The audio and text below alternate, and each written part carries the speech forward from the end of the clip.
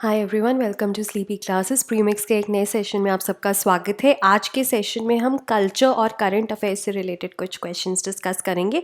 Right, ये questions हमारे इन टॉपिक्स से होंगे और ये हमारे कुछ करंट अफेयर्स से रिलेटेड टॉपिक्स हैं। First question is regarding monuments of national importance. आपको बताना है कौन सी स्टेटमेंट सही है regarding the monuments of national importance. पहली स्टेटमेंट है these are declared by the Archaeological Survey of India. Right, second statement any structure, sculpture, inscription, etc. which is in existence for not less than 100 years, like minimum 100 years old होनी चाहिए, that can be included in this list, that is monuments of national importance। और अगर हम सबसे ज़्यादा बात करें जो monuments of national importance है वो राजस्थान में है। ठीक है, सो क्या ये स्टेटमेंट सही है आपको बताना है। और ये है हमारी options 1 and 2 only, 2 and 3 only, 1 and 3 only, या फिर सभी की सभी statements they are correct. So the correct answer is 1 and 2 only। देखिए, definitely they are declared by the Archaeological Survey of India। In fact अभी 6 places have been added to this list of monuments of national importance, hence it was in news। तो ये culture और current affairs का कई amalgamated question था। ठीक है, तो Archaeological Survey of India ही से declare करता है और minimum 100 years old होना चाहिए। लेकिन अगर हम बात करें कि सबसे ज़्यादा मॉन्यूमेंट्स ऑफ नेशनल इंपॉर्टेंस कौन सी स्टेट में है, तो वो है यूपी। ठीक है, यूपी पहले नंबर पे आता है, दूसरे नंबर पे कर्नाटका आता है, और अगर हम साउथ इंडिया की बात करें तो कर्नाटका पहले नंबर पे आता है। ठीक है, सो आर्कियोलॉजिकल इंडिया ने अभी रिसेंटली 6 स्ट्रक्चर्स को ऐड किया है मॉन्यूमेंट्स ऑफ नेशनल इंपॉर्टेंस में। तो आप नंबर देखिए, नंबर कितना हो गया है 3693। तो अगर अभी हम पूछें कि कितने मॉन्यूमेंट्स ऑफ नेशनल इंपॉर्टेंस है, 3693। ठीक है, और सबसे ज़्यादा यूपी में है 745 और उसके बाद कर्नाटका में 506। ठीक है, अब जो 6 मॉन्यूमेंट्स अभी ऐड हुए हैं वो आप एक बार देख लीजिए। एक महाराष्ट्र में old high court building in Nagpur, haveli of Aga Khan in Agra, haveli of Hathi Khana in Agra, Neemrana Baori in Rajasthan Alwar district, then group of temples in Ranipur Jharial, ठीक है, ओडिशा में, और विष्णु टेम्पल इन उत्तराखंड। तो ये हमारी लिस्ट है। आपको याद नहीं करना, just go through it once. ठीक है, वंस और ट्वाइस आप देखिए और आपको ध्यान में रह जाएगा। लेकिन जो नंबर है वो 3693 है। Okay, moving on to the next question. So this question is एक थोड़ा सा ट्विस्टेड वर्जन है, चेंज्ड वर्जन है। 2017 में एक आपको बुद्धिज्म के ऊपर क्वेश्चन आया था उसका। तो आपको बताना है कौन सी ऑप्शंस में से कौन सी सेक्ट्स है बुद्धिज्म की।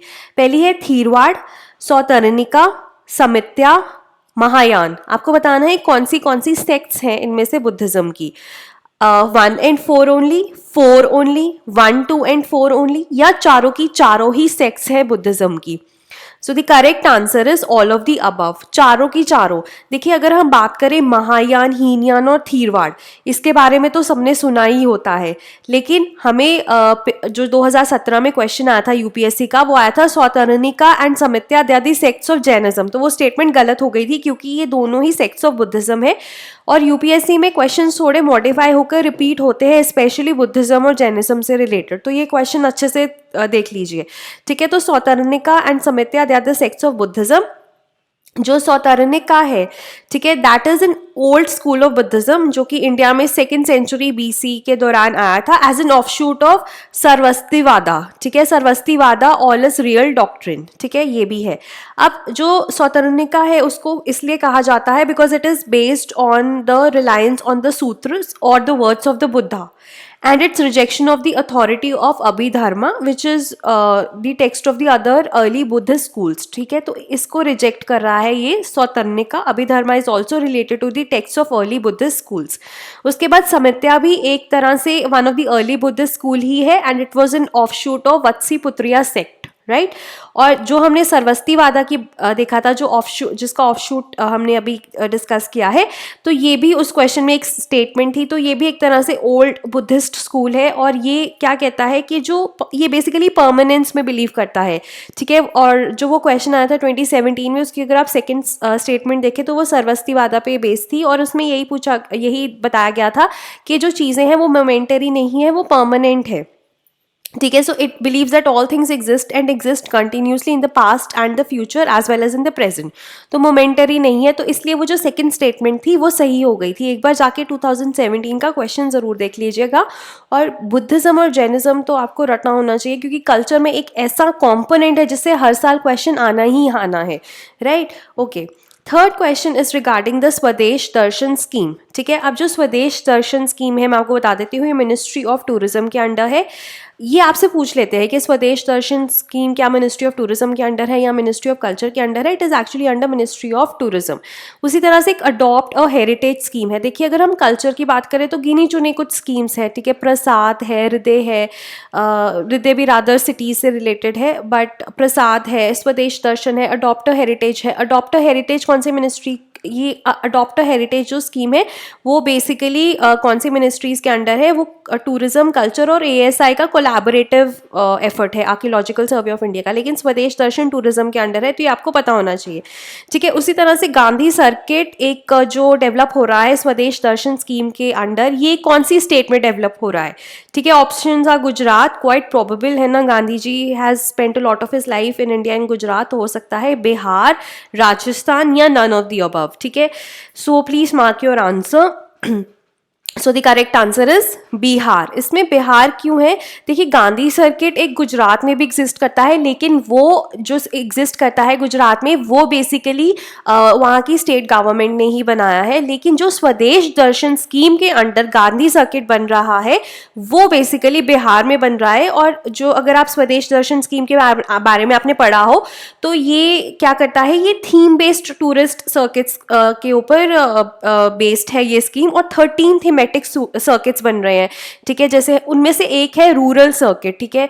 अब जो रूरल सर्किट है उसके अंडर गांधी सर्किट बन रहा है, कहाँ पर, बिहार में. ठीक है. तो ये अभी अभी न्यूज़ में था, इसलिए आपको पता होना चाहिए इसके बारे में.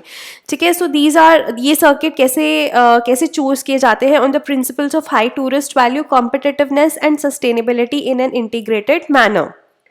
राइट. और अगर हम गांधी सर्किट की बात करें तो बिहार में कहाँ बन रहा है, भितिहरवा, चंद्रहाया एंड तुरकाउलिया. तो ये जो जगहें हैं ये सारी ही चंपारण डिस्ट्रिक्ट में आती हैं, तो उसी से रिलेटेड है जो ये गांधी सर्किट अभी बिहार में बन रहा है. And this is under rural circuit. ठीक है. जो 13 सर्किट्स हैं उनमें से एक रूरल सर्किट है और उसके अंदर Gandhi circuit is being developed in Bihar. So don't get confuse between Gujarat. Gujarat में भी गांधी सर्किट है, डेफिनेटली है, लेकिन वो स्टेट गवर्नमेंट ने डेवलप करा है. That is not developed under the स्वदेश दर्शन स्कीम. तो ये छोटा सा कैच है जो आपको याद रखना है हमेशा. Moving on to the fourth question. Fourth question is regarding the West Nile virus. So there has been a case of the West Nile fever in Kerala.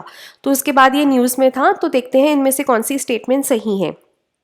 Sorry, यहाँ पर आप वेस्ट नाइल वायरस फीवर लिख लीजिए.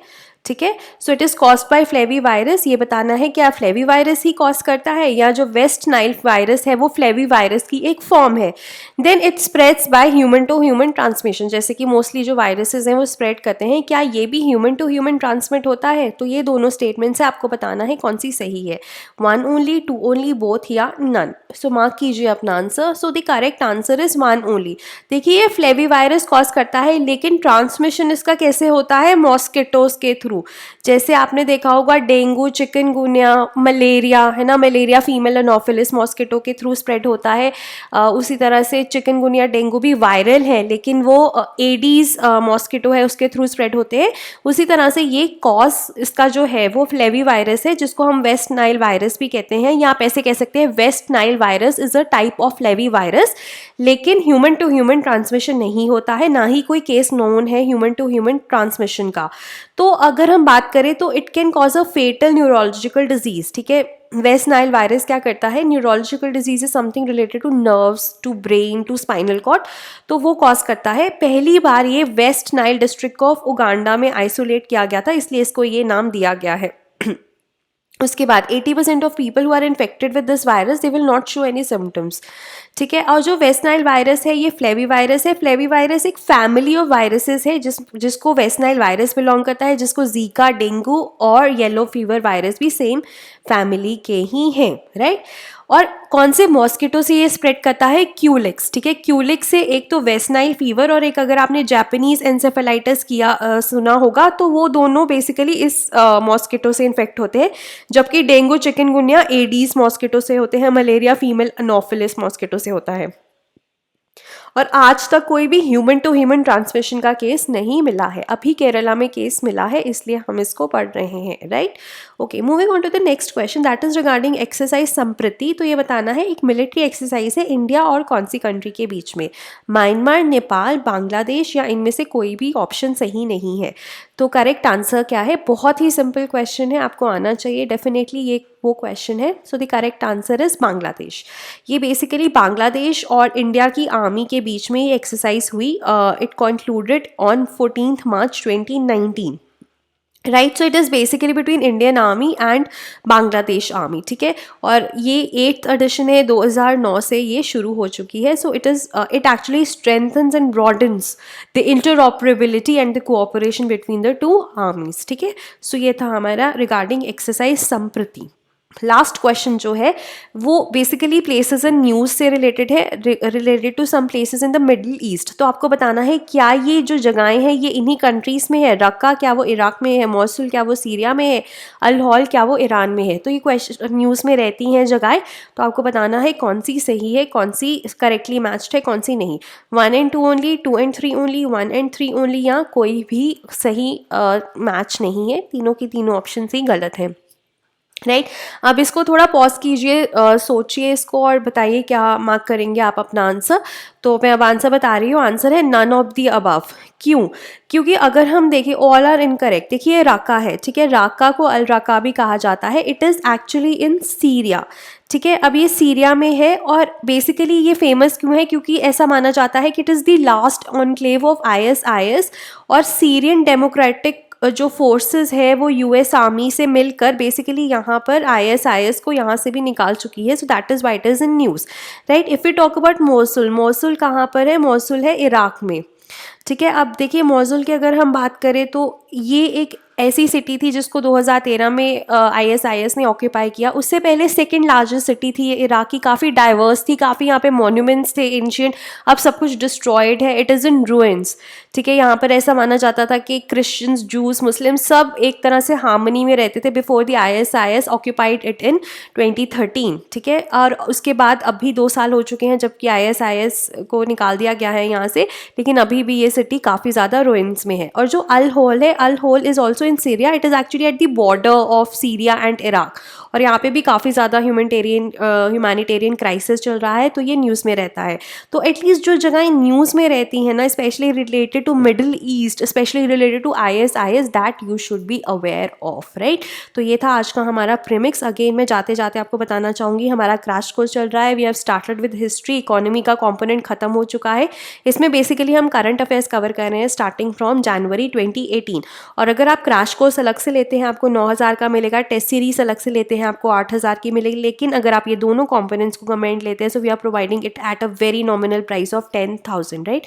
सो please do join, please do consider, और I hope आपकी तैयारी अच्छी से चलती रही। वीकेंड आ रहा है, make the most of it, और मिलते हैं मंडे को। Thank you so much.